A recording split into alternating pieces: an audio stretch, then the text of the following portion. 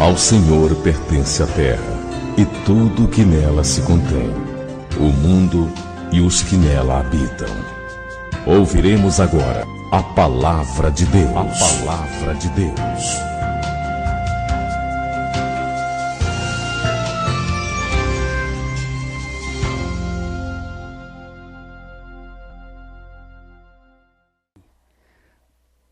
Diz assim a palavra de Deus na carta aos Filipenses, no capítulo 1, versículos 20 a 22. Segundo a minha ardente expectativa e esperança de que em nada serei envergonhado, antes, com toda a ousadia, como sempre, também agora, será Cristo engrandecido no meu corpo, quer pela vida, quer pela morte. Porquanto, para mim o viver é Cristo e o morrer é lucro. Entretanto, se o viver na carne traz fruto para o meu trabalho, já não sei o que hei de escolher.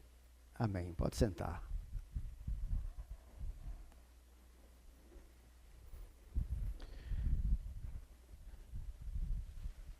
Muita gente como eu conhece esse versículo, mas é maravilhoso porque quando Deus resolve nos abençoar, nos iluminar, Ele mostra coisas que eu confesso que até Ele me entregar esses detalhes eu não imaginava.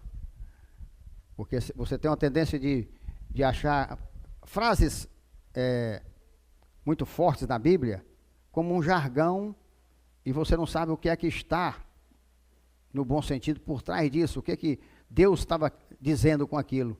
Porque você se foca só na frase forte que é. Mas é muito infinitamente mais maravilhoso do que nós possamos imaginar quando Deus nos inspira. E nós vemos aqui, logo nesses dois versículos, que apesar de em palavras completamente diferentes, não há diferença do que o apóstolo Paulo, como sempre usado por Deus, ele fala nos versículos 20 e 21. Mas olha como é a mesma coisa. Mas se você ver literalmente, não tem nada a ver. Porque diz assim o 20 e 21. Olha, segundo a minha ardente expectativa e esperança de que em nada serei envergonhado. Antes, com toda ousadia, como sempre, também agora, será Cristo engrandecido no meu corpo, quer pela vida, quer pela morte. Aí o 21. Porquanto para mim o viver é Cristo e o morrer é lucro. A mesma coisa. Porque, em outras palavras, ele diz que Cristo é a única vida para ele, é a única razão dele estar aqui. Nós vamos ver com mais detalhe, você vai entender melhor. Paulo quer deixar claro, como deveria ser para todo cristão, que em sua pessoa, seja na vida, seja na morte, Cristo será sempre engrandecido, ele estará sempre em primeiro lugar, ele será sempre honrado, ele será sempre a motivação de tudo que ele vai fazer. Agradar a Cristo, engrandecer a Cristo. É isso que Deus quer detalhar, quer deixar bem claro para nós aqui. Tem um compositor, Will Thompson, compôs um hino inspirado no que Paulo falou nesse versículo. Porque para mim viver é Cristo. Eu gostei do hino, porque ele é realmente, totalmente cristocêntrico. Ele fala, em outras palavras, também o que esse versículo fala. E o hino diz assim: Cristo é o mundo inteiro para mim, minha vida, minha alegria, enfim, minha força de dia em dia, sem ele, certamente, eu cairia.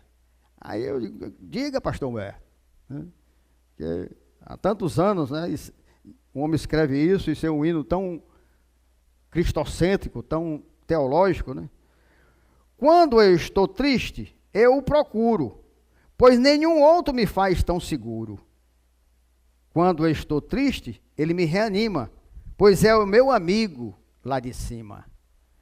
Então achei assim, tremendo, um hino muito simples, mas que ele interpreta bem esse versículo. E quando o apóstolo Paulo afirmou de forma tão forte, né? Para mim. Com essa ênfase, logo no início da frase, naquele momento ele estava exatamente se referindo aos falsos cristãos. Só para mim, porque ele estava numa luta, no contexto aqui, naquele momento, ele estava numa luta com outras pessoas. Aí ele deu ênfase, eu não quero saber para vocês o que vocês... Mas agora, para mim, viver é Cristo, morrer é lucro. Então ele estava se referindo aos falsos cristãos da época, que como hoje, falavam e pregavam Cristo, mas viviam uma prática de vida e valores diferentes de Cristo.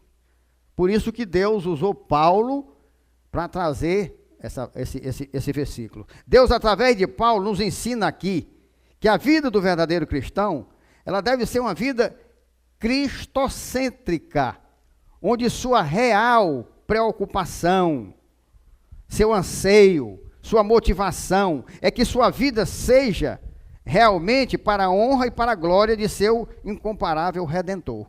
É uma coisa, se o Espírito de Deus não colocar no nível espiritual, a pessoa não entende, porque você vê letra. Mas o que ele está dizendo aqui, o que Deus está falando, é que o verdadeiro cristão é como se você bota um ideal na sua vida. Eu tenho que comprar uma casa. Aí você vai, junta dinheiro daqui, você faz plano, vou receber o 13º e tal e tal. Então você tem um objetivo, aquela casa. Então seu viver passa a ser aquilo. O que Deus quer dizer é que o viver Cristo, você pode pensar nessas coisas, mas você nunca esquece que a sua motivação de vida, aqui a sua prática de vida, tem que ser uma forma que engrandeça Cristo. O que você está tentando com a casa, com o carro, seja com o que for, engrandece, honra ou envergonha a Cristo. Então, não tem outra forma, antes de ser Cristo, de você viver aqui. Não tem nada a ver com a igreja de Cristo, não tem nada a ver com ser cristão. Para ser Cristo, tem que ser cristocêntrico. Ele realmente está em tudo. Sabe aquele cara, a pessoa diz, ixi, aquele ali é espiritualista. Tudo dele é o espiritual. Pois é esse cara mesmo que você tem que ser. Tudo seu tem que estar aqui, na frente, Cristo na frente. O resto é que vem depois. Como sempre, a palavra, quando iluminada pelo Espírito Santo, nos mostra muito mais do que a nossa capacidade intelectual ou acadêmica pode alcançar. Para determinarmos com mais precisão o que o apóstolo Paulo, usado por Deus, tem em mente ao dizer para mim, o viver é Cristo. É necessário que recorramos a outras passagens em que o próprio Paulo também foi usado. O que eu acho maravilhoso de Deus, sabe? É que você lê a Bíblia e quando você é iluminado, você vê que ela está realmente, ela é uma unidade, ela está totalmente ligada. Porque como é que eu ia imaginar que esse versículo tem a ver com outros versículos, com outras, ele está dizendo a mesma coisa, ele está testificando, ele está confirmando. Era impossível eu explicar para vocês entenderem essa frase, essa afirmativa, essa assertiva forte, para mim, Paulo dizendo, para mim. A profundidade disso, o quanto isso é forte, o quanto isso quer dizer muito mais do que a gente escuta, para mim. O viver é Cristo. Então Deus me levou a outras passagens que não tem como eu não ficar maravilhado. É esses momentos que eu dou glória a Deus, que eu grito, que eu digo, Senhor, é muito lindo. Então, é necessário que nós recorramos a outros textos. A frase, viver é Cristo. Apesar de uma frase curta, ela tem vários sentidos, que, como já falei, são detalhados e confirmados em outros textos da palavra de Deus, tais como, em vários sentidos, no sentido de que a força do verdadeiro cristão é única e exclusivamente emanada de Cristo. Ora, viver é Cristo, então a força dele vem de Cristo. e de nenhum falso poder encontrado embaixo do sol. É o que nos confirma Filipenses 4,13, ó. Tudo posso naquele que me fortalece. Então, a Bíblia vai se confirmando, em vários sentidos. Para mim, o viver é Cristo. Ora, para me viver, eu tenho que ter força. Aí ele diz, tudo posso. Eu quero o carro, eu quero a casa, mas eu tenho que querer em Cristo, através de Cristo. Então eu tenho que dizer que tudo posso, tudo eu conquisto, tudo eu vou alcançar naquele que me fortalece. Dizer para mim, o viver é Cristo, é ter em mente, presta atenção, primeiro você viu que vem a força dele, é viver. Também é ter em mente, no coração, a humildade e a disposição de Cristo para servir. Esse é viver Cristo. Filipenses 2:5. Tende em vós, olha aí, tende em vós o mesmo sentimento que houve também em Cristo Jesus. Pois ele, subsistindo em forma de Deus, não julgou como usurpação ser igual a Deus. Se você vive Cristo, você tem que ter a humildade de Cristo, rapaz. Ele era Deus e não usurpou ser Deus. E o cara é pecador e quer ser Deus. Não quer perdoar, quer condenar, quer ser melhor do que os outros, quer cheio de vaidade, porque eu sei a palavra, porque eu conheço a palavra, porque eu prego bem, porque eu sou isso, porque eu sou aquilo. Ele não vive Cristo, meu irmão. Ele é egocêntrico. E viver Cristo tem que ser cristocêntrico. Cristo está no centro de tudo que você faz, não você. Quando eu digo eu vivo Cristo, eu creio que Cristo está aqui pregando, me ensinando, me conduzindo. Eu não subo com segurança. Deus sabe como eu estou falando a verdade. Eu leio, passo horas pedindo a Deus. Eu oro antes, eu oro durante, eu oro depois. Meu irmão, eu tenho tanto temor. Eu já disse isso aqui, eu repito, pode me chamar de doido. Mas eu estou digitando aqui uma frase. Se eu for digitar o nome de Deus, e na digitação eu trocar, eu paro, sozinho na sala, viu? Eu paro, me ajoelho, boto o rosto no chão, peço perdão. Senhor, eu deveria ter parado e com mais atenção e cuidado digitado o teu nome. Porque o teu nome é poderoso, digno de toda honra, toda glória. É o nome sobre todos pelo qual eu existo. Me perdoe. Aí eu levanto, sento e continuo. Aí eu estou escrevendo, quando chega no nome de Deus, eu paro e escrevo calmamente. Isso é viver Cristo, meu irmão.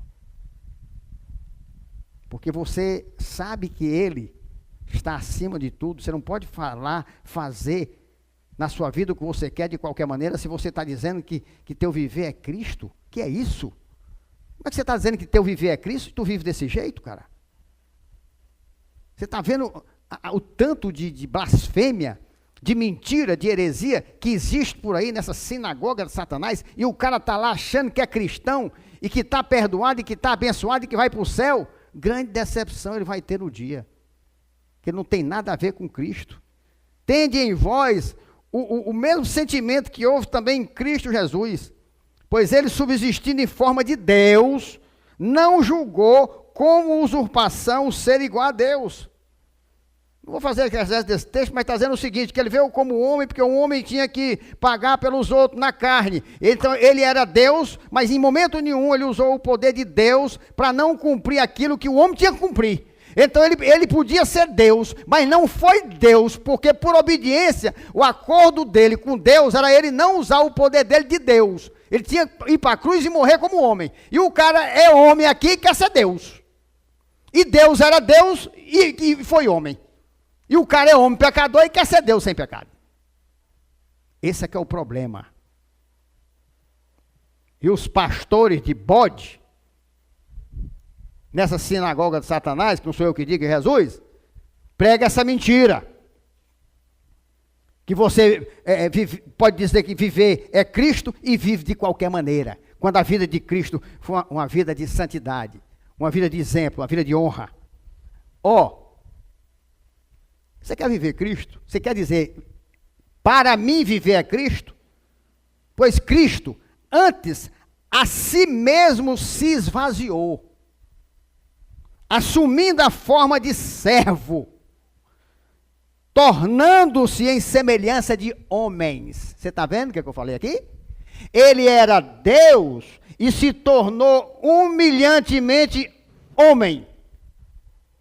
E os homens pecadores, sem a menor condição, querem se tornar Deus. O cara que era Deus se tornou homem, se esvaziou a si mesmo.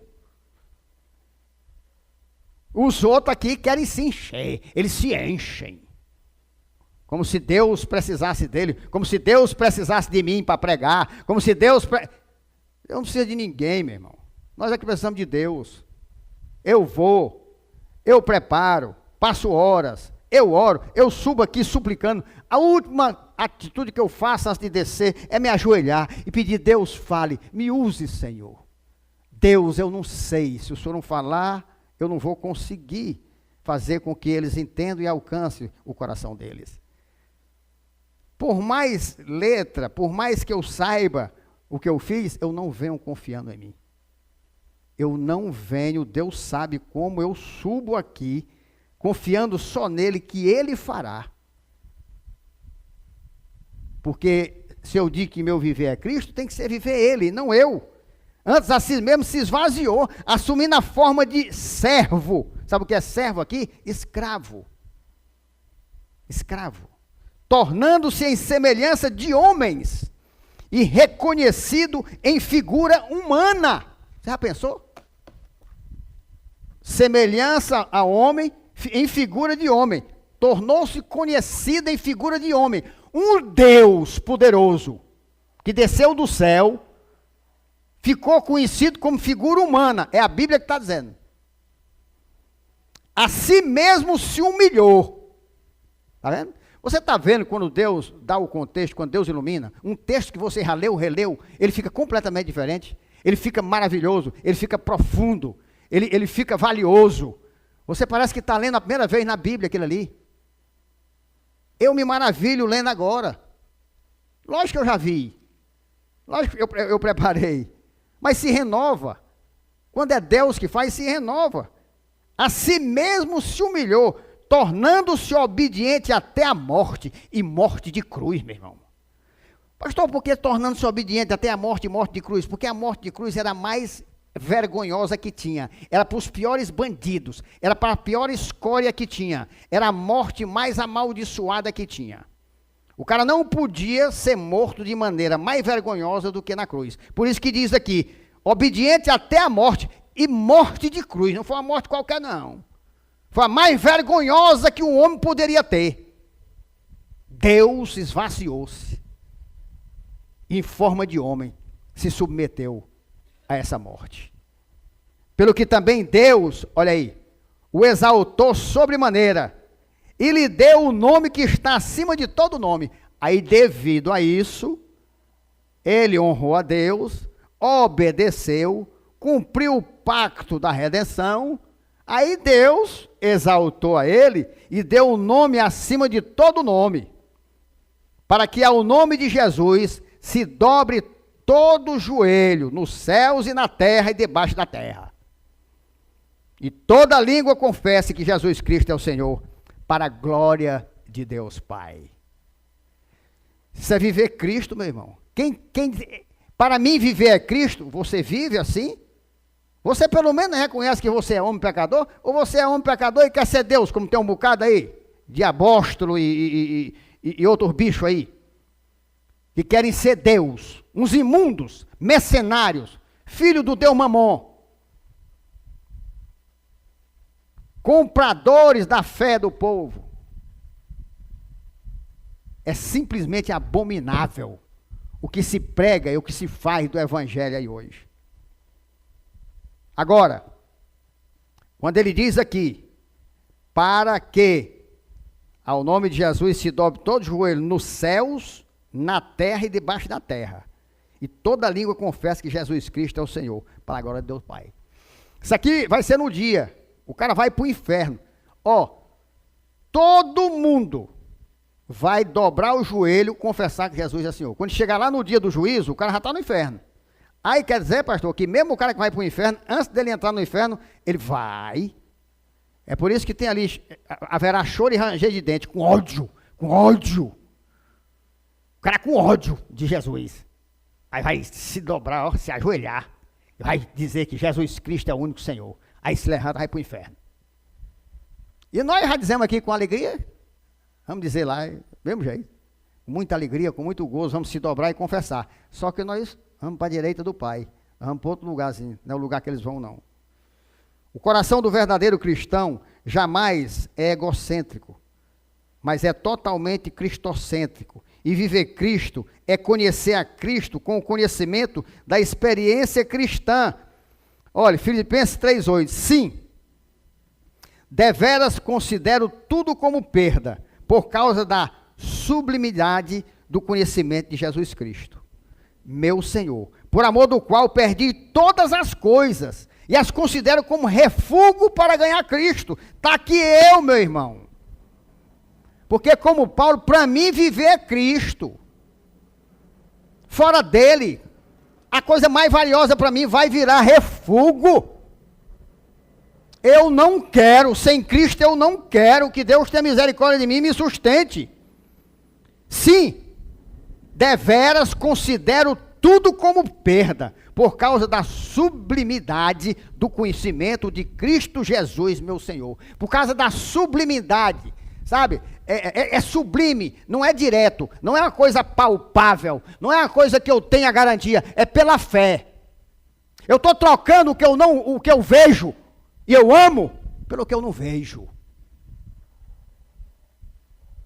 Isso é viver Cristo, meu irmão. Isso, o cara pode dizer, para mim viver é Cristo. Por amor, olha aí. Pastor, por que é que você está perdendo esse bocado de gente? Eu não respondo não, meu irmão. Quem responde é o meu Senhor. Por amor do qual perdi todas as coisas, valiosíssimas. Eu dava a minha vida por ela, mas as considero como refúgio para ganhar Cristo. No momento que é para ganhar Cristo, pois aquilo que tem valor para mim, aquilo que eu dou a minha vida, eu tenho como refúgio.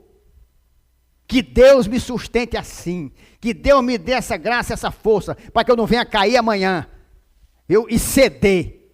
Que Deus me dê esse gozo, porque é impossível o homem fazer isso sem Deus. Por amor do qual perdi todas as coisas e as considero como refúgio para ganhar Cristo. Ah, pensou, meu? Refúgio aí, coisa que não presta. Você considerar aquele que você ama, aquele que você dá a vida como refúgio, resto que não presta, por causa de Cristo. Aí o cara vem dizer que tem a vida mundana que tem, que vive de qualquer jeito, servindo o diabo, servindo a família do sangue, aceitando o pecado dentro de casa. Aí o cara vem dizer que para mim viver é Cristo. Um imundo desse não tem, ele devia ter temor de abrir a boca e falar o nome de Cristo. Quanto mais dizer que a vida dele é viver Cristo. Quando nós vemos a palavra, nós ficamos maravilhados. Porque Deus me leva em textos, meus irmãos, que não tem como.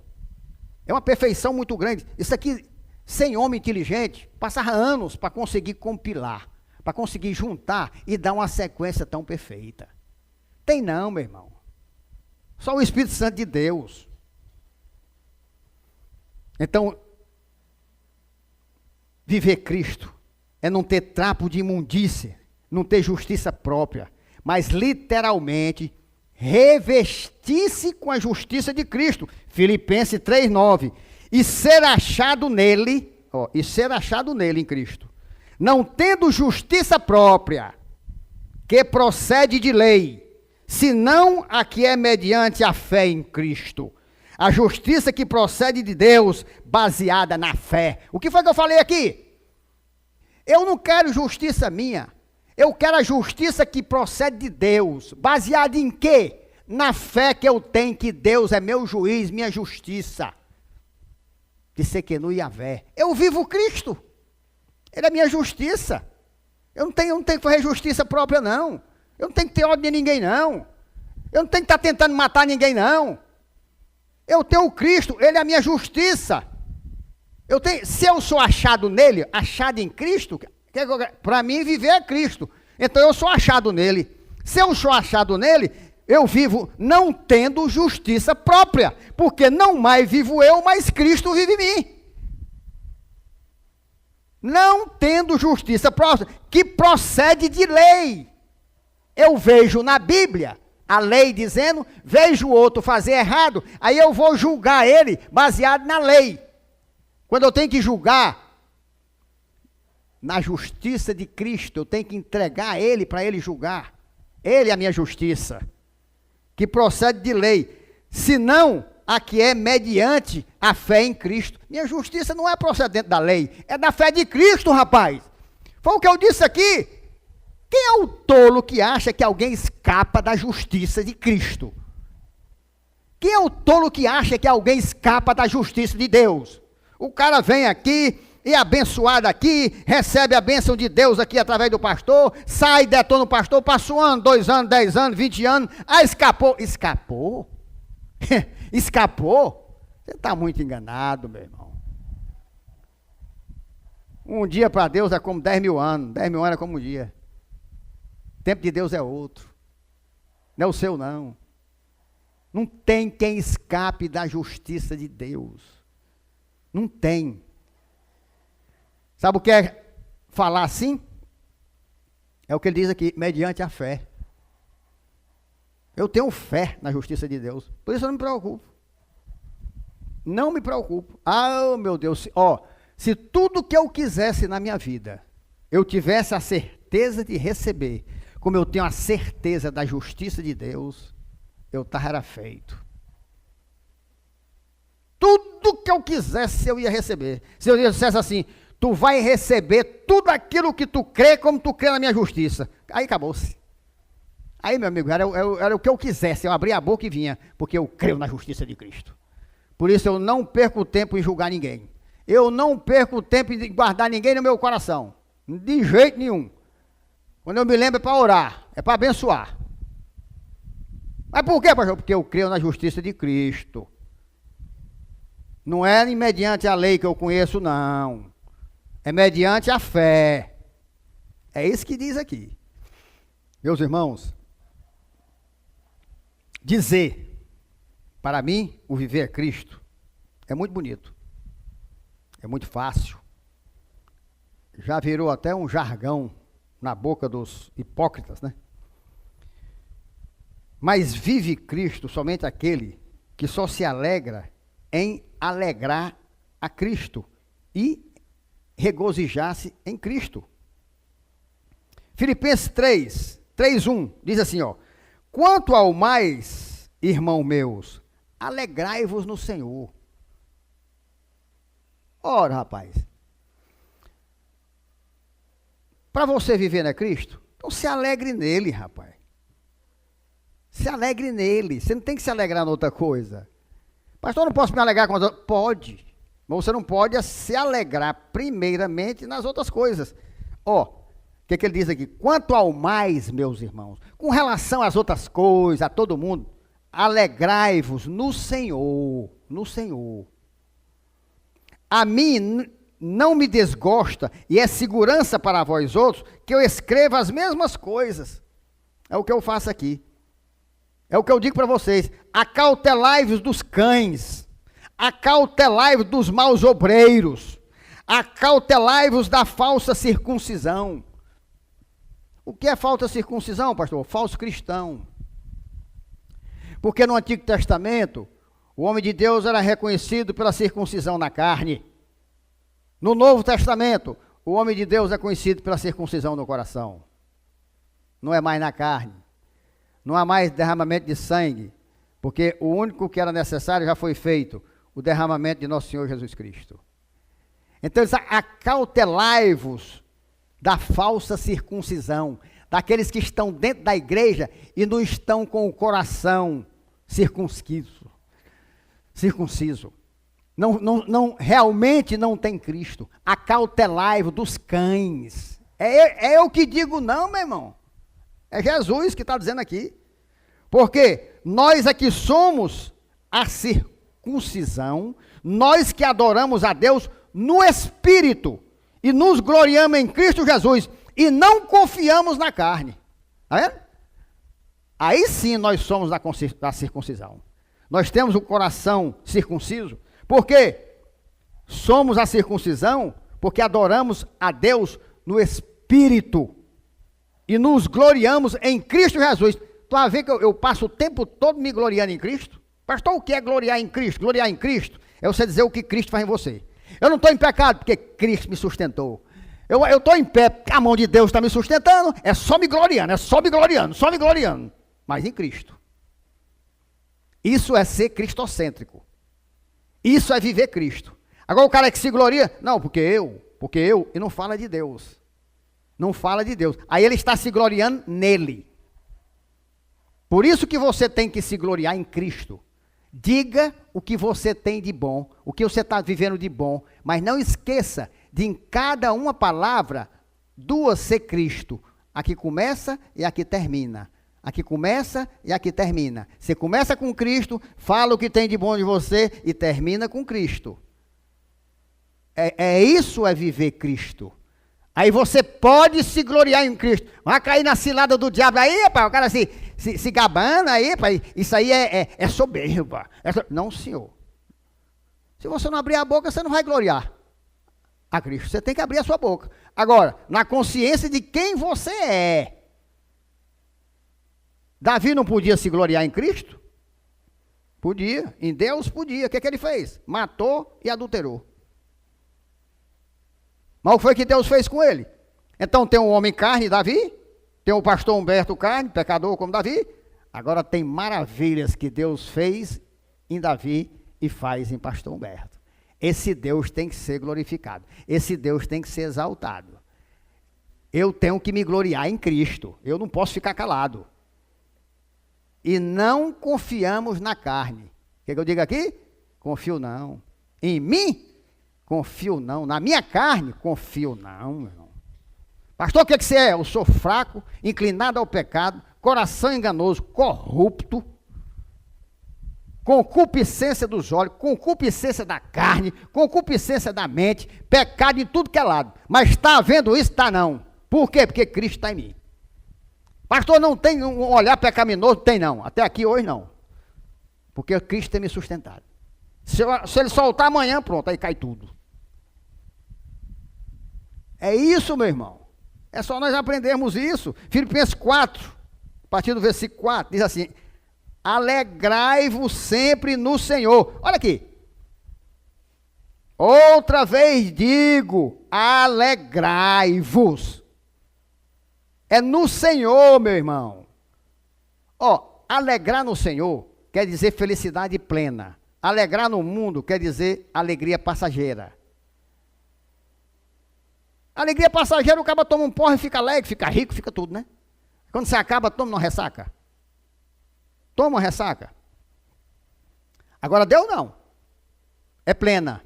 Ela é plena, não é alegria. É felicidade. Eu sou feliz, eu não sou alegre, eu sou feliz. Porque é cheio de luta, de tribulação, traição, de abandono e tudo, e alegre, feliz. Não tem tempo ruim para mim não, meu irmão, não tem não. Tudo se tornou refúgio por causa de Cristo. Acabou-se. Não posso fazer nada. Eu tenho que glorificar Ele. Porque eu estou vivendo algo divino e sobrenatural. Isso não existe. Alegrai-vos sempre no Senhor. Outra vez digo, alegrai-vos. Seja a vossa moderação conhecida de todos os homens. perto está o Senhor. Modere. O que é isso, pastor? É sempre umas exegeses bem rápidas, porque não dá tempo. Modere o seu orgulho. Modere o seu olhar para o irmão. Modere o seu julgamento. Diminua a sua maneira de ser. Baixa um pouco a bola, cara. Baixa a bola. Tu é bola murcha. Tu, eu, somos bola murcha. Quem nos enche é o Senhor. Tu já viu bola murcha prestar para alguma coisa? Não presta. O jogador só quer jogar com uma bola bem cheinha. Tu é bola murcha. Quem te enche é o Senhor. Para você ser alguma coisa e fazer alguma coisa de bom. Olha aí. Não andeis ansiosos de coisa alguma. Em tudo, porém, sejam conhecidas diante de Deus as vossas petições, pela oração e pela súplica com ações de graças. Ó, oração, súplica e gratidão. Aí eu não vou andar ansioso, não. Sabe o que é que eu fiz? Corri para os pés do Senhor, do jeito que diz aqui, ó. Não andeis ansiosos de coisa alguma. Em tudo, porém, sejam conhecidas diante de Deus as vossas petições. Vá para Ele, rapaz. O cara tem um problema, tem uma tribulação, aí vai e se afasta, vai para o mundo. Aí não consegue orar, aí entra em depressão. Meu amigo, se eu já oro normalmente, você sabe quando é que eu tenho dificuldade de orar? Quando está tudo bem. O ser humano é bicho ruim. Quando aperta, menino, eu corro para perto de Deus ligeiro demais. No instante eu fico lá nos pés dele, aí 2, 3 horas para mim parece 10 minutos.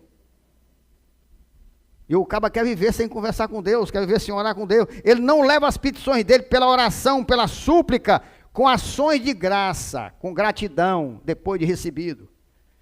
Aí diz assim, ó, e a paz de Deus, que excede todo entendimento, guardará o vosso coração e a vossa mente em Cristo Jesus. Meu irmão, isso aqui parece, você pode pensar assim, o pastor foi e procurou uma palavra dirigida para ele, mas como é que eu vou saber que dentro da Bíblia, meu irmão, tem isso aqui? Eu não sou computador não, rapaz, um computador não consegue. Mas é exatamente o que eu venho vivendo e pregando. Olha aí, e a paz de Deus que excede a todo entendimento, guardará o vosso coração e a vossa mente em Cristo. Em nome de Jesus é o que está acontecendo comigo. Uma paz que eu não consigo entender. Tem guardado o meu coração e a minha mente em Cristo. O que é guardar o coração, pastor? A boca fala, do coração está cheio. Com tudo que eu estou passando, Deus não está deixando eu ser tentado, Deus não está deixando eu ter ódio, Deus não está deixando eu ter raiva. Ele tem guardado o meu coração, a minha mente não tem maquinado o mal. Ele está guardando a minha mente. Eu me guardava no mundo, eu estou me guardando mais ainda. Eu cuidava para não desagradar a Deus, eu estou fazendo mais ainda. Eu cuidava para não olhar para uma mulher a segunda vez, eu estou cuidando mais ainda. Eu deito e logo durmo, porque para mim, viver é Cristo, Cristo está em mim. Ele me dá a paz dele, na hora que eu deito, bufo. Olha, desde que aconteceu, em nome de Jesus, eu tenho uma televisão lá no meu quarto, dá quase essa parede aqui. Sabe quantas vezes eu liguei essa televisão? Quantas vezes eu liguei? Vou dizer a você, quantas vezes eu liguei? Nenhuma! Nenhuma! Minhas horas no meu quarto são horas de oração. Está lá uma televisãozona lá, ó. Nenhuma vez eu liguei essa televisão. Não tiro para não ficar o buraco, não ficar feio. Mas por quê, pastor? Porque eu não tenho vontade. Não tenho vontade. Para que eu vou ligar uma televisão daquela? Para quê? Para passar cenas de imoralidade? Para o diabo tentar? Se eu não tenho vontade, eu não tenho vontade, eu não vou fazer o que eu não tenho vontade. O que é isso aqui? Cristo tem guardado o meu coração e a minha mente. Ele me deu a paz que excede a todo entendimento e guardou o meu coração e a minha mente em Cristo Jesus. Isso é viver Cristo, meu irmão. Quando Deus ordenou Paulo a dizer, para mim o viver é Cristo, foi para deixar claro para todos aqueles que professam serem cristãos, que esse meu viver é Cristo, quer dizer literalmente, viver para Cristo, ou seja, viver para a sua glória. Agora vamos para 2 Coríntios 14, 2 Coríntios 5, 14. Pois o amor de Cristo nos constrange, julgando nós isto. Um morreu por todos, logo todos morreram. Ora, lógico, um morreu por todos esses aqui. Se esse aqui, só um, morreu, quer dizer que por esses aqui, todos morreram por causa dele. É o que diz aqui. E ele morreu por todos, para que os que vivem, presta atenção, ele morreu por todos, para os que vivem, não vivam mais para si mesmo, mas para aquele que por eles morreu e ressuscitou. Então, se Cristo morreu por mim, eu não posso mais viver por mim, mas eu tenho que viver por aquele que morreu por mim e ressuscitou. Quem foi? Cristo. Por isso que eu estou vivendo para ele. Porque eu creio que ele morreu por mim. Quem não vive Cristo é porque não acredita que Cristo morreu por ele. Mas está aqui, está aqui. Ele morreu por todos, para que os que vivem, eu, não viva mais para si mesmo, para mim, mas para aquele que morreu por ele e ressuscitou. Cristo foi quem morreu por mim e ressuscitou. Então eu não vivo mais para mim, eu vivo para ele que morreu por mim. Assim que nós daqui por diante, a ninguém conhecemos segundo a carne. E se antes conhecemos Cristo segundo a carne, já agora não o conhecemos deste modo. E assim, se alguém está em Cristo, olha aqui, é nova criatura. As coisas antigas já passaram, eis que se fizeram novas. Eu não vivo mais, é Cristo que vive em mim. Eu não tenho mais as reações, as atitudes que eu tinha, os pensamentos. Não tem. A sequência de palavras mostra isso. 2 Coríntios 5,15. E ele morreu por todos, para que os que vivem não vivam mais para si mesmo. Eu não vivo para mim. Ou então eu não sou cristão. Ele morreu por todos, para que os que vivem não vivam mais para si mesmo, mas para aquele que por eles morreu e ressuscitou. Meu viver é Cristo, quer dizer, depositar minha fé totalmente, única e exclusivamente em Cristo, amá-lo em resposta ao seu amor. Vamos lá para Gálatas agora. Gálatas 2,19. Porque eu, mediante a própria lei, morri para a lei, a fim de viver para Deus. Acabou-se. Lei para mim não tem, eu vivo para Deus. Estou crucificado com Cristo. Logo, já não sou eu quem vive, mas Cristo vive em mim. E esse viver que agora tenho na carne, vivo pela fé no Filho de Deus. Você está vendo? Esse viver que eu tenho, ele vive em mim. Esse viver que eu tenho na carne, eu vivo na fé no Filho de Deus. Porque se eu não tiver essa fé, eu vou pecar. Esse viver que eu tenho na carne não está pecando, porque eu vivo na fé do Filho de Deus, que me amou e a si mesmo se entregou por mim. É muito lindo, meu irmão. É muito perfeito. Logo já não sou eu quem vive, mas Cristo vive em mim. E esse viver que agora tenho na carne, vive pela fé no Filho de Deus, que me amou e a si mesmo se entregou por mim. É uma sequência muito linda. É por isso que eu chamo a atenção, se o cara for, como é que o cara vai pegar uma palavra dessa? Para mim viver é Cristo, morrer é lucro. E você fazer uma sequência dessa, de versículos confirmando a mesma coisa. Não tem nenhum gênio para isso, rapaz. Não tem.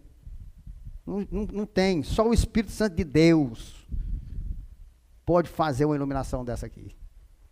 Ela disse, ele pode conhecer a Bíblia de ponta a ponta, mas ele não faz uma sequência dessa, não faz. Se ele não orar, se ele não pedir misericórdia, se ele não clamar que o Espírito Santo ilumine, Não vai não. Você está vendo porque eu fico feito doido naquela sala? Eu grito, eu pulo, eu dou glória a Deus, porque eu fico maravilhado. Aqui, vocês veem a minha vibração, imagine recebendo, em primeira mão, quando eu recebo. Na sequência, vemos que o apóstolo Paulo diz que para ele o morrer é lucro. Filipenses 1:21. Porquanto para mim, viver é Cristo, e o morrer é lucro. Paulo tinha certeza, isso aqui é muito interessante vocês prestarem atenção. Paulo tinha certeza, como todo cristão deveria ter, que morrer fisicamente queria dizer que era realmente lucro. Era a verdadeira vantagem. Porque somente assim, morrendo, é que podemos estar realmente e completamente com Cristo. É isso que ele queria dizer. Para mim, porquanto para mim o viver é Cristo e o morrer é lucro. O que ele estava querendo dizer era isso. Se eu morrer, eu estou aqui com Cristo. Cristo está fazendo tudo por mim. Tá bom. Agora, se eu morrer, vai ser melhor ainda. Porque aí eu vou estar plenamente com Cristo. Ele diz, 1:23, ora, de um e outro lado estou constrangido, tendo o desejo de partir e estar com Cristo, o que é incomparavelmente melhor. Você veja, Deus através de Paulo quer que tenhamos a certeza de que morrer é lucro. Porque o verdadeiro cristão não tem medo da morte, porque sabe que morrer quer dizer se separar desse mundo pecaminoso, para morar na casa do Senhor. 2 Coríntios 5:8 diz assim, entretanto, estamos em plena confiança, preferindo deixar o corpo e habitar com o Senhor. Olha aí, ó. Entretanto, estamos em plena confiança. Paulo dizendo, ele e a turma dele, preferindo deixar o corpo morrer, separar, e habitar com o Senhor. Já pensou? É importante sabermos, meu irmão, que o fato do nosso viver ser Cristo, então viver também é lucro. Presta atenção. Onde foi que Deus foi levar? Morrer é lucro, mas viver também é lucro. Porque o viver é Cristo. Significa ter uma vida que traga lucro para a causa de Cristo, não para você. Ora, se eu vivo o Cristo, eu não posso dizer que minha vida não é uma vida de lucro. Mas morrer é lucro. Mas viver também, que é Cristo, é lucro. Essa é a razão pela qual o apóstolo Paulo se regozija, porque em sua vida Cristo é engrandecido. A morte será um lucro diferenciado. Por quê? Porque a morte, presta atenção, será a porta de acesso a um conhecimento mais pleno, a um serviço mais dedicado, a uma alegria mais exuberante, a uma adoração mais extasiante. E tudo isso direcionado para a pessoa de Cristo.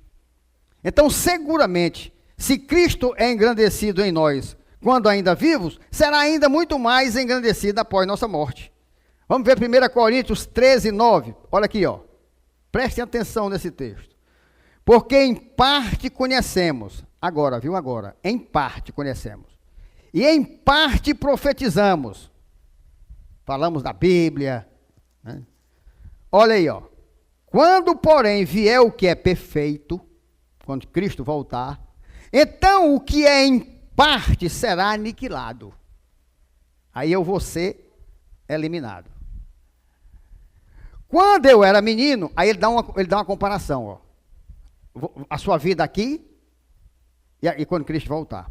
Quando eu era menino, eu falava como menino. Tem gente que não entende esse texto, pois entenda agora. Ele está querendo dizer isso. Eu estou aqui. Ora, se eu sou menino, eu falo como menino. Eu sentia como menino, pensava como menino.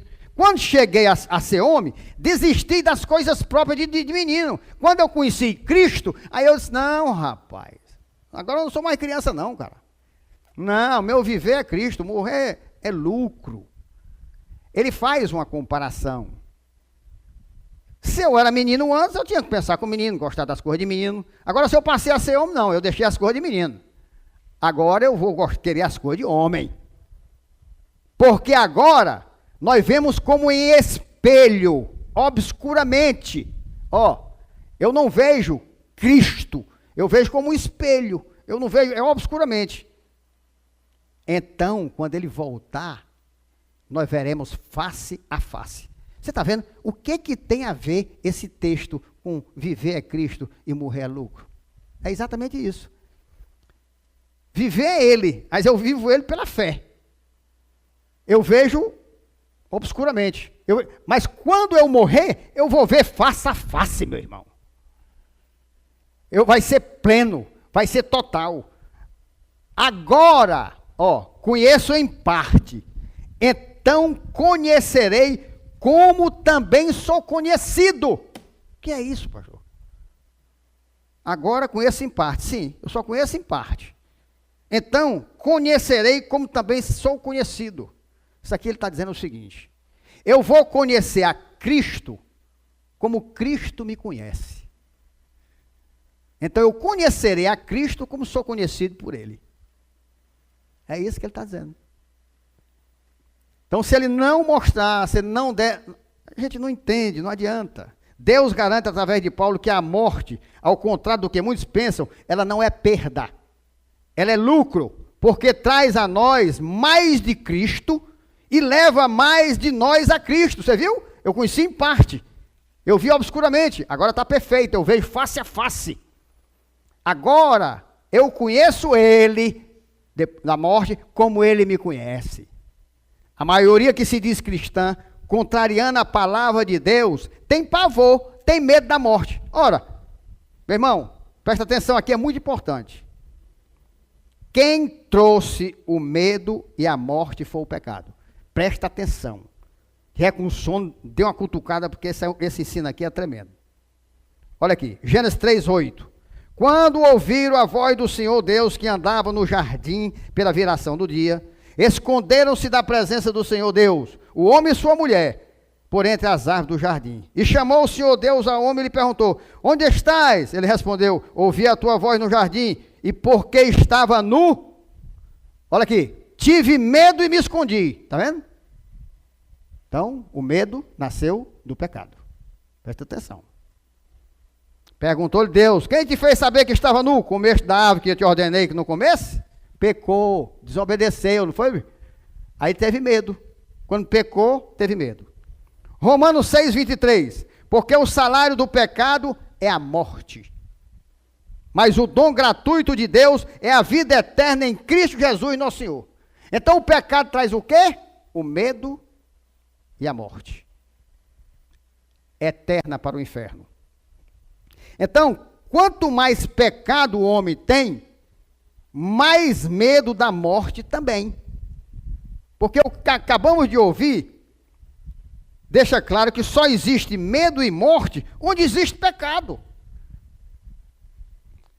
Na prática, isso foi acontecendo comigo. Quando eu fui entendendo, Deus foi me tirando o pecado, aí foi acabando o medo da morte. Foi passando. Aí eu já não, para mim é lucro. Eu tô exatamente como Paulo. Tem hora que eu quero ir, tem hora que eu quero ficar, você vai entender. Estamos terminando, vai completar desse jeito. Mas existe uma dúvida, e agora? Será que eu vou? Não, vou? Não, tem hora que eu acho que é melhor eu ir. Não, eu vou ficar mais um tempo porque eu tenho isso aqui para fazer. Aí fica naquele, é exatamente isso aqui. Mas não tem mais medo da morte. Por quê? Porque Deus afastou o pecado de mim, porque Cristo vive em mim. Só tem medo quem tem pecado, porque o medo nasceu do pecado. Enquanto tiver medo da morte, é porque tem pecado. Porque quem trouxe o medo foi o pecado, e o pecado trouxe a morte. Porque o salário do pecado é a morte. Mas o dom gratuito de Deus é a vida eterna em Cristo Jesus, nosso Senhor. Ora, se o cara tem pecado, certo? O cara tem pecado. Sabe que se morrer vai para o inferno. Aí ele tem medo. Agora, se não tem pecado, ele não tem medo, porque ele sabe para onde vai. Por isso que eu digo, rapaz, interessante, eu não estou mais com medo da morte, não. Ó. Para mim, senhor, qualquer hora pode. Aí, Deus mostrou na Bíblia. Não, você não está virando o machão, não. Não. Você está deixando Cristo viver em você. Aí você sabe que, se eu viver aí está sendo Cristo, correr é lucro, rapaz. Quando Paulo, usado por Deus, afirmou em Filipenses 1:20, 21. Ó, será Cristo engrandecido no meu corpo, quer pela vida, quer pela morte. Porquanto para mim, o viver é Cristo, o morrer é lucro. Das palavras, quer pela vida, quer pela morte. E para mim, o viver é Cristo, o morrer é lucro. Vemos em seguida que o apóstolo pondera duas possibilidades e pergunta a si mesmo: se tivesse que tomar uma decisão, o que eu escolheria? Aí, para a gente terminar, vem a conclusão aqui de Paulo. Deus fala com ele, né? Porque ele disse, ó, será Cristo engrandecido no meu corpo, quer pela vida, quer pela morte. Ele chegou à conclusão que ele estando vivo, ele ia engrandecer Cristo, porque ele ia viver uma vida de santidade, uma vida de honra a Cristo. Se ele morresse, era melhor, porque ele ia viver plenamente em Cristo, sem perigo de pecar. Aí ele disse, agora, se eu tivesse que tomar a decisão, o que eu escolheria? Esse pensamento, que nos versículos 20 e 21, aparece no bom sentido, subjetivamente, ele se projeta para o primeiro plano, quando Paulo afirma no 22, entretanto, se o viver na carne traz fruto para o meu trabalho, já não sei o que hei de escolher. Aí ele ficou na dúvida. Se eu vou, é melhor para mim. Se eu ficar aqui, eu não estou mais pecando e vai dar fruto para o meu trabalho, o meu viver na carne. Veja que coisa maravilhosa. Para um homem sentir na vida essa sensação. A preocupação de Paulo não morrer não era por medo, entendeu? Não era por medo. Mas pelo fato de que se ele ficasse mais tempo aqui na terra, isto significaria mais fruto. Ou seja, mais almas alcançadas por Deus para a eternidade, através de seu ministério de Paulo, a edificação dos verdadeiros cristãos, a plantação de verdadeiras igrejas, a criação de novos líderes, como ele fez Tito, Timóteo. Então, se eu fico aqui, eu me alegro, porque Deus vai me usar para fazer novos líderes, que Deus usou com o mesmo pensamento, embora pregue diferente. Mas vai ser a mesma doutrina, vai ser cristocêntrico, vai ser radical, como o pastor Humberto, vai amar Cristo acima de tudo, deixa quem deixa, mas o viver é Cristo e o morrer é lucro. Aí isso me dá vontade de ficar. Mas quando eu sei que eu vou viver Cristo, e plenamente eu vou ver face a face, vou ter um gozo eterno, aí dá vontade de ir. A dúvida de Paulo. Você está vendo? Então, a mesma coisa. Tem hora que eu quero ir, tem hora que eu não quero ir, mas não é por medo. O medo acabou-se. Por quê? Porque não tem pecado. A perspectiva de vida do verdadeiro cristão é maravilhosa. Porque ele tem a oportunidade e o privilégio de proclamar o evangelho de nosso Senhor Jesus Cristo por toda parte. E ainda mais, o cristão, assim como Paulo, sabe que o seu trabalho não será em vão, porque em quem reina o Espírito Santo de Deus, os frutos do seu labor estão sempre presentes. Não tem como não ter fruto, porque o Espírito Santo de Deus é que reina nele, Cristo vive nele. Nesta vida, quando vivemos Cristo e Cristo vive em nós, inevitavelmente somos atuantes na obra do Senhor. E nosso labor, nosso trabalho, jamais será infrutífero. 1 Coríntios 15, 55. Olha aqui. Olha aqui. Aí, você está vendo como a palavra ela se torna agora lógica, coerente, ela é maravilhosa. Aí, agora eu pergunto, onde está, ó morte, a tua vitória? Qual é a vitória que a morte tem sobre mim? A vitória da morte é daqueles que vão para o inferno, pai. Eu vou ressuscitar, vou ter vida eterna. Está vendo agora como tem lógica essa palavra? Aí eu posso perguntar, onde está, ó morte, a tua vitória? Onde está, ó morte, o teu aguilhão? Aquele que me prende, aquele que me ofende, aquele que me mais sofre. Onde está a morte? Cadê? Ó, por que não tem? Eu pergunto, cadê? Eu não estou vendo não, em mim não. Por quê? O aguilhão da morte é o pecado. E a força do pecado é a lei. Graças a Deus que nos dá vitória por intermédio de nosso Senhor Jesus Cristo. Porque meu viver é Cristo. Está vendo como a palavra está toda ligada? Portanto, meus amados irmãos, sede firmes, inabaláveis e sempre abundantes na obra do Senhor, sabendo que no Senhor o vosso trabalho não é vão. Está vendo? Aí vendo isso eu digo, pronto, e agora, o que é que eu faço? Eu vou ou fico? Está vendo? Hoje eu entendo a dúvida de Paulo. Tem nada a ver com medo, que eu digo, onde é que está a morte, o pecado? Onde é que está teu aguilhão? Cadê o medo que tu me faz? Cadê? Tem mais não. Tem mais não. Se não tem pecado, não tem medo, não tem aguilhão, não tem morte. Por outro lado, apesar da semente ser lançada, nem toda semente germina. E algumas sementes até chegam a germinarem e tornarem-se plantas, mas nem toda planta produz fruto. Não é assim, né? Ela vem para a igreja, você planta a semente nele, planta, agoa, mas não tem jeito, o bicho não cresce. Aí tem uns que chegam até a crescer, mas é árvore estéril, não dá fruto. Mateus 13:1 diz assim: naquele mesmo dia, saindo Jesus da casa, assentou-se à beira-mar, e grandes multidões se reuniram perto dele, de modo que entrou num barco e se assentou, e toda a multidão estava em pé na praia, e de muitas coisas lhe falou por parábolas, e dizia: eis que o semeador saiu a semear, e ao semear, uma parte caiu à beira do caminho, e vindo as aves, a comeram. Outra parte caiu em solo rochoso, onde a terra era pouca, e logo nasceu, visto não ser profunda a terra. Saindo, porém, o sol a queimou, e porque não tinha raiz, secou-se. Outra caiu entre os espinhos cresceram e o sufocaram. Outra, enfim, caiu na boa terra, e deu fruto, a 100, a 60 e a 30 por um. Quem tem ouvidos para ouvir, ouça. Está vendo? Então, o que Deus manda fazer é pregar, rapaz, prega. Eu prego para os espinhos, eu prego para as rochas, eu prego para... Eu não sei qual é a semente que vai... Agora, já vi muito aqui plantar semente, e planta, e agou, faço tudo, mas não germina. Tem uns que nasce, cresce, não dá fruto nenhum. Acabou de sair um daqui.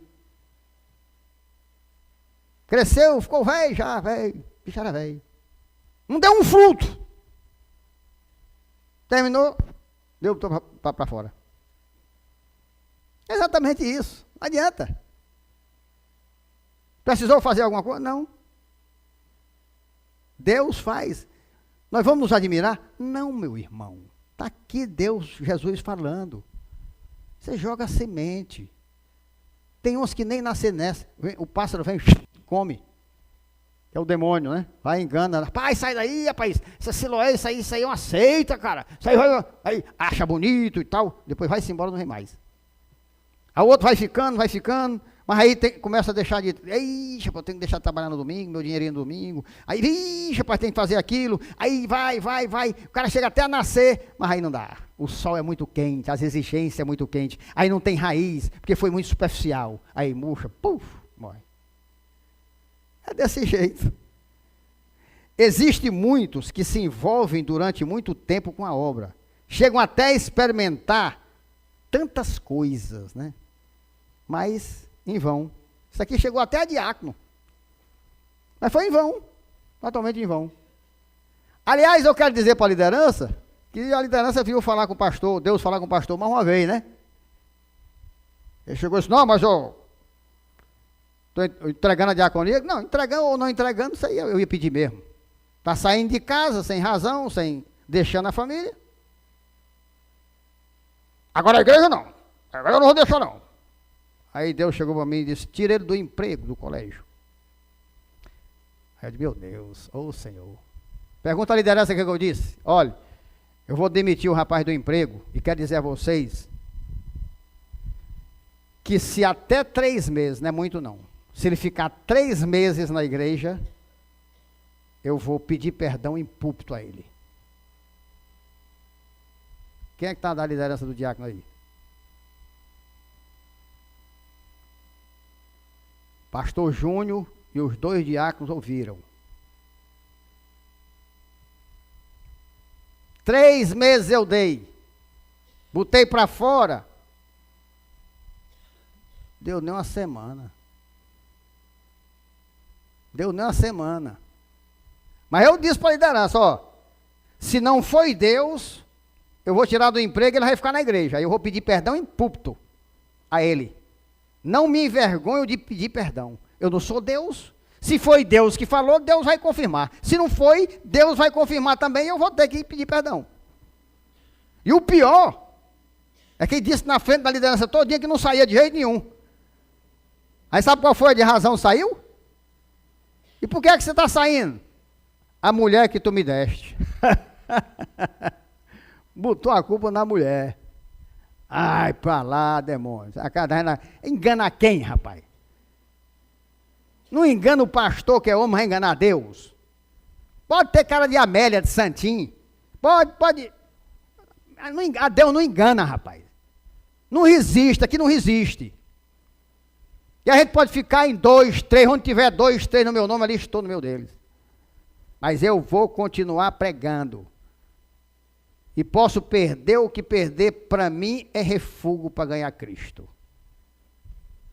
Não, em nome de Jesus, me gloriando em Cristo Jesus, eu não vou abrir sustentado pela força daquele que em tudo me fortalece. É isso aí. Fale e diga quem faz. Fale e diga em quem você se estriba. Aí não tem perigo. Mas no dia que você disser eu, já caiu. Então existe muito, né? Que se envolve muito tempo na obra, chega até a experimentar cargos e tal. Tudo em vão. Gálatas 3 diz assim: sois assim insensatos. Olha aqui. Meu amigo, por isso que eu digo, não volta vazia não, porque eu vibro. Olha o que é que Deus diz aqui. Sois assim insensatos, que tendo começado no Espírito, estejais agora vos aperfeiçoando na carne. Tu passou anos aqui vendo o agir do Espírito, rapaz. Agora tu sai e vai para debaixo de idolatria. Sois assim insensatos, que tendo começado no Espírito, estejais agora vos aperfeiçoando na carne. Terá sido em vão que tantas coisas sofrestes? Se na verdade for em vão. Foi em vão tudo que você passou, cara. Esse tempo todinho. Meu amigo, aí vai dizer que Deus não está aqui. Por outro lado, temos que o consolo, a promessa e a garantia de Deus, que é igualmente verdade, que nem toda semente semeada é destruída. Salmo 126, 5, 6. Os que com lágrimas semeiam, com júbilo ceifarão. Quem sai andando e chorando, enquanto semeia, voltará com júbilo, trazendo os seus feixes. Pense num salmo que eu gosto. Esse salmo aqui eu vejo meu retrato. Os que com lágrimas semeiam, com júbilo ceifarão. Quem sai andando e chorando, enquanto semeia, voltará com júbilo, trazendo os seus feixes. Isso é Deus que fala a promessa, rapaz. Eu me vejo aqui. Eu vou andando muitas vezes, vou chorando, mas eu vou semeando. Ele disse que um dia eu vou voltar com júbilo e vou trazer os feixes. Feixes, era os feixes de trigo, né? Que era a coisa mais cara, a produção maravilhosa. Glória a Deus pela sua fidelidade, misericórdia, sua bondade, seu amor e pela certeza do bem maior, vida eterna. Esse salmo me consola, renova minhas esperanças e minhas forças no Senhor. Essa palavra procede da boca do Senhor, e toda palavra que procede da boca do Senhor nunca, jamais voltará para Ele, para Deus vazia. Olha aqui, Isaías 5, 10. Porque assim como descem a chuva e a neve dos céus e para lá não tornam, sem que primeiro regue a terra. Ela alcança o objetivo dela, e a fecundem, e a façam brotar, para dar semente ao semeador e pão ao que come. Assim será a palavra que sair da minha boca. Não voltará para mim vazia, mas fará o que me apraz e prosperará naquilo para que a designei. Saireis com alegria e em paz serei guiados. Os montes e os outeiros romperão em cântico diante de vós, e todas as árvores do campo baterão palmas. Em lugar do espinheiro crescerá o cipreste, e em lugar da sarça crescerá a murta. E será isto glória para o Senhor e memorial eterno que jamais será extinto. Esse é o homem de Deus. Ele faz isso, as árvores bate palma, tudo vai ser abençoado naquele que ele fizer. Por isso não podemos desistir, mas continuar semeando, porque também é promessa de Deus que bem-aventurados são aqueles que semeiam junto a todas as águas. Isaías 32, 20, bem-aventurado vós, os que semeais junto a todas as águas, e dais liberdade ao pé do boi e do jumento, para ele semear no campo que ele quiser. É isso aí. Você semeia, eu semeio em toda água. Ele diz que é bem-aventurado. Estamos terminando, meu irmão. Hoje todos são imediatistas. Acham que o evangelho é como o macarrão de miojo, né?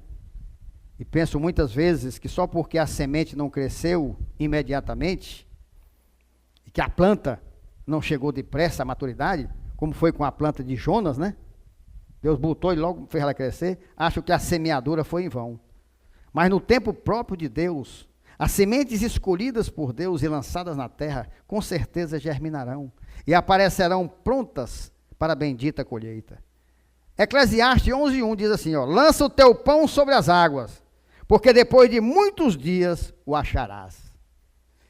Marcos 4:26 disse ainda, o reino de Deus é assim como se um homem lançasse a semente na terra. Depois dormisse e se levantasse de noite e de dia, e a semente germinasse e crescesse, não sabendo ele como. A terra por si mesmo frutifica, primeiro a erva, depois a espiga, e por fim o grão cheio na espiga. E quando o fruto já está maduro, logo se mete a foice, porque é chegada a ceifa. É exatamente nessa frutificação que o nosso Senhor Jesus Cristo é e será glorificado. O Cristo que era a própria e única vida de Paulo, assim como deve ser na nossa.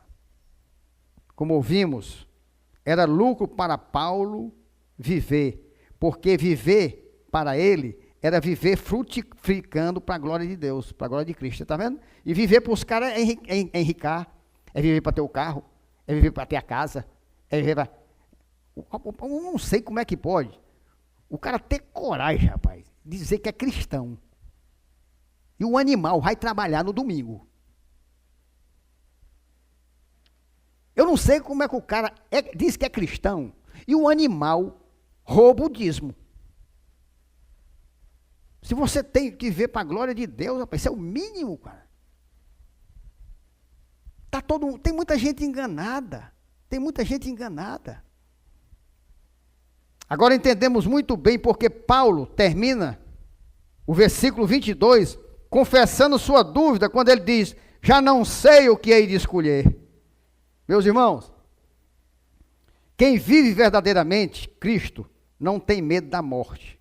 Pelo contrário, tem razões para querer continuar vivendo. Mas tem razões maiores ainda para partir e estar com Cristo. Como Paulo diz, que é incomparavelmente melhor. Eu também. Eu já não sei o que escolher. Paulo terminou dizendo isso, né? Eu já não sei o que escolher. Se eu fico aqui, a minha vida dá fruto para a glória de Cristo.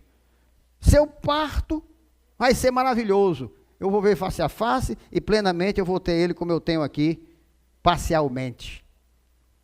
Mas medo da morte? Não. Tenho dúvida. É exatamente essa minha dúvida. Eu fiquei maravilhado quando eu vi isso na Bíblia.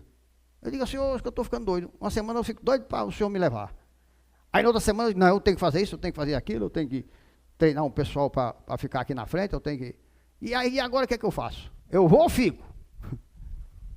Então, Senhor, faça segundo a tua vontade. Faça segundo a tua vontade.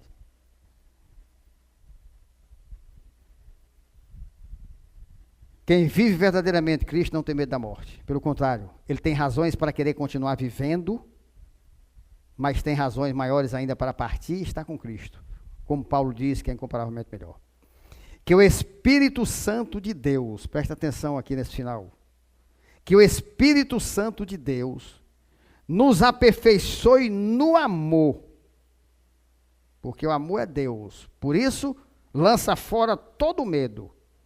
e segundo a sua soberana e bondosa vontade, decida por nós quanto tempo ainda ficamos e qual o dia de partirmos.